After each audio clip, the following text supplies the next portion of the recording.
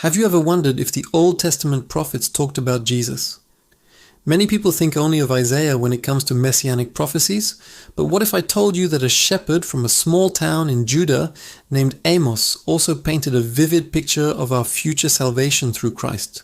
It's a story of justice, mercy, and ultimate hope that's just as relevant today as it was thousands of years ago. Let's travel back to the 8th century BC. The kingdom of Israel was at its peak, wealthy, powerful, and seemingly secure. But beneath the surface, things were not as they seemed. Social injustice was rampant. The rich were getting richer by exploiting the poor. Corruption was everywhere. And people were going through the motions of religion without any real heart for God. It was into this world that God called Amos, a simple shepherd and sycamore fig farmer. He wasn't a professional prophet or part of the religious elite. He was just an ordinary guy with an extraordinary message from God. Amos's message was tough. He traveled north to the kingdom of Israel and pronounced judgment on them and their neighbors for their sins. He called out their empty religious festivals, their dishonest business practices, and their disregard for the needy. He declared that God was not pleased with their sacrifices and offerings because their hearts were far from Him. Amos's famous cry was, "Let justice roll on like a river, righteousness like a never-failing stream." He was making it clear, true faith isn't just about rituals, it's about how we treat others, especially the most vulnerable. God cares deeply about justice. But Amos's prophecy wasn't all doom and gloom. Amidst all the warnings of judgment and destruction, there was a shining beacon of hope. In the final chapter of his book, Amos delivers a breathtaking promise from God. He prophesies a day of restoration. He speaks of a time when God will restore David's fallen shelter. Now, what does that mean? At that time, the great dynasty of King David had been fractured and was in decline.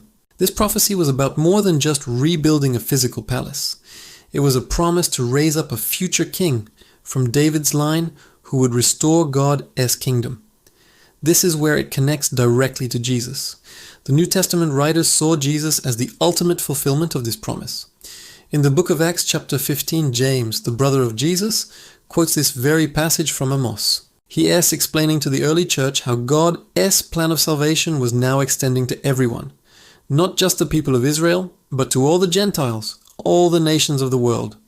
Jesus, a descendant of David, is the one who rebuilds the fallen shelter. He establishes a new spiritual kingdom, the church, where everyone is welcome.